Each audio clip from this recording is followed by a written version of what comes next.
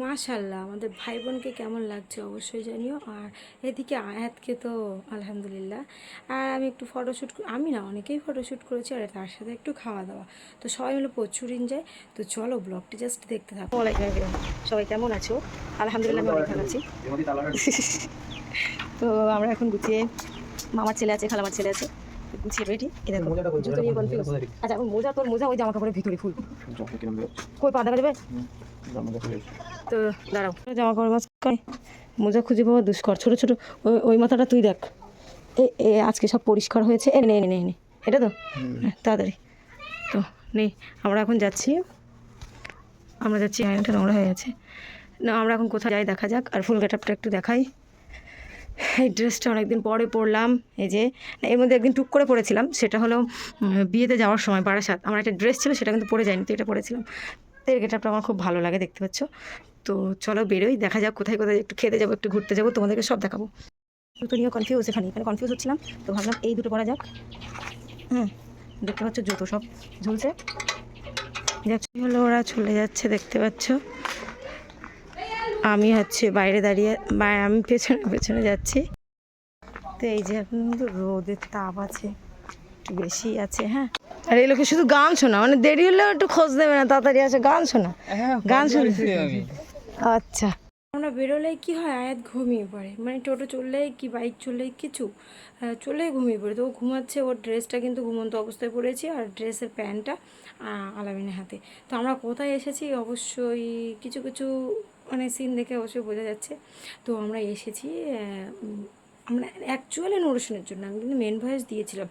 কিছু কিছু ক্লিপে main voice হয়েছে, কিছু কিছু ক্লিপে হয়নি। আমি ভাবলাম না হয় সব মিউট করে দিই।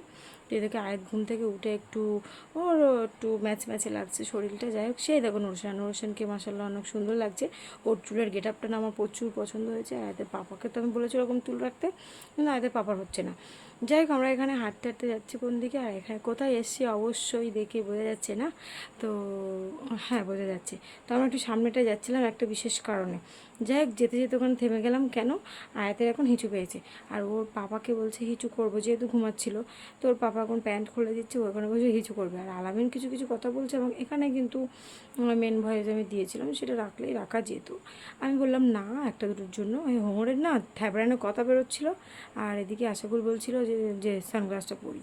তো দেখেই বলছে, দাঁড়া সানগ্লাসটা পরে তোকে কেমন দেখাচ্ছে বলবো না, তুই রাগ করবি, বলবো না। যাক, এসব নিয়ে ঠাট্টা হচ্ছে। আর তারপর আমরা এগোতে এগোতে যাচ্ছি, আর আমি বললাম যে আমরা এই যে সবাই আছি, নূর হোসেন কিন্তু শান্ত স্বভাবের, ও কিন্তু বদমাইশ ছিল ছোটোবেলায় প্রচুর, এখন একটু শান্ত স্বভাবের হয়ে গেছে। মানে কতটা শান্ত সেটা আমরাই জানি, যে ভিডিও কিন্তু ওকে প্রচণ্ড শান্ত লাগছে। আর এখানে আমি বলছিলাম আয়াতের বাবা আমার সাথে বড় একটা অভিনয় করেছে আজকে, খুব বড় অসম্ভব একটি ঘটনা। ওই দেখতে পাচ্ছ ব্রিজে কাজ চলছে, সেই আয়াতের পাপা আমাকে বাড়ি থেকে বলেছে না যে কাঁটাখালি ব্রিজ নাকি উদ্বোধন হয়ে গেছে, তো চলো আমরা উঠবো দেখবো এরকম। তো খুব বড় একটা চিটিং আমার সাথে। আমি তো সেটাই ভেবেছি, এসে দেখছি সেইভাবেই কাজ চলছে। যে এখানে এসে আমরা প্রচুর ফটোশ্যুট করেছি, আমি ভেবেছিলাম কিছু শেয়ার করবো, তো না, এই ভিডিওর মধ্যে না ফটো দিলে বিষয়টা ভালো দেখাবে না। তো যাই হোক, এখানে প্রচুর সুন্দর সুন্দর ফটোশ্যুট করেছি আমরা। আর এই যে এখানে আয়াতকে বসিয়ে দিলাম, আর নুর হোসেনকে বসিয়ে দিলাম। নুর হোসেন আবার আয়াতকে পোজ শিখিয়ে দিয়েছে, সুন্দর সুন্দর ফটো উঠেছে।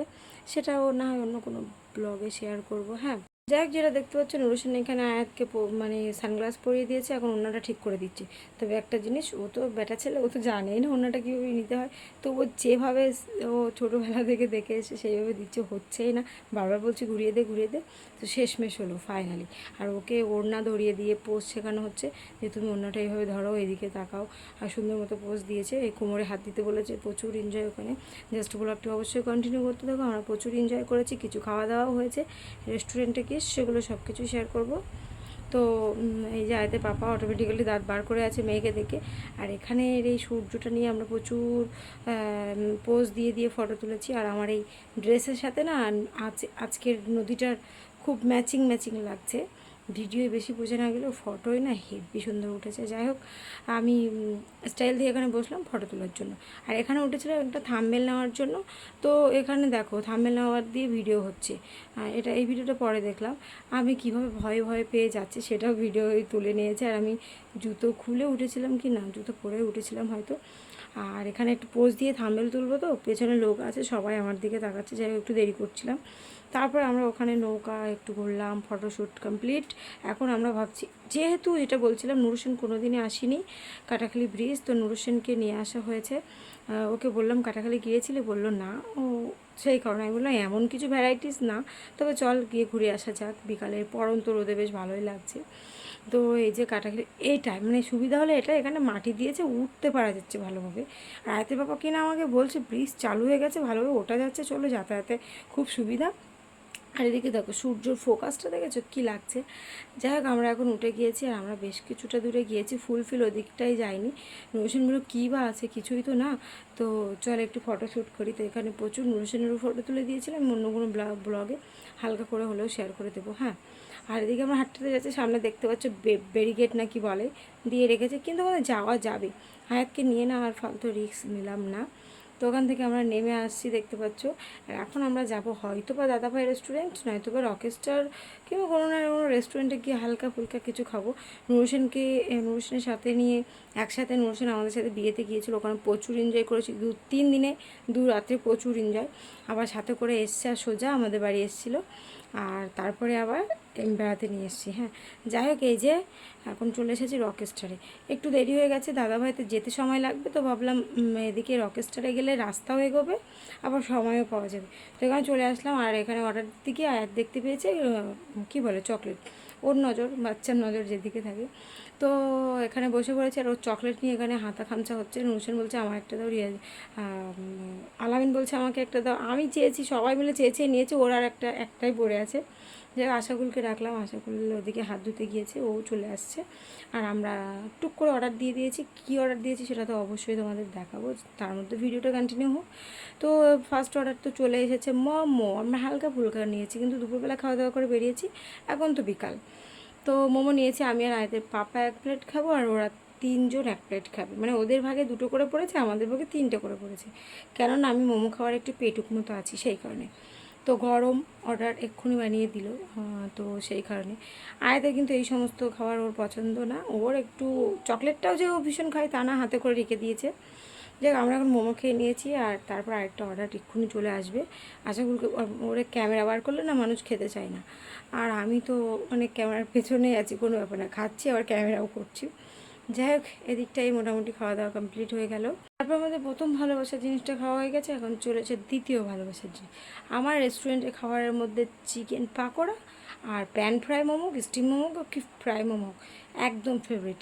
আর চিকেন পাকোড়া এই কুচু প্লেটটা হোক, কিংবা 8 পিসের যে প্লেটটা হয় একটু কড়া করে ভাজা, একটু সস থাকবে, ওটাও ফেভারিট। যাই হোক আমরা মোটামুটি এটা। আর হ্যাঁ, এখানে খেতে খেতে একটা জিনিস মনে পড়ে গেলো, একটু 7 আপ হলে ভালো হতো, এরকম একটু বিষয়।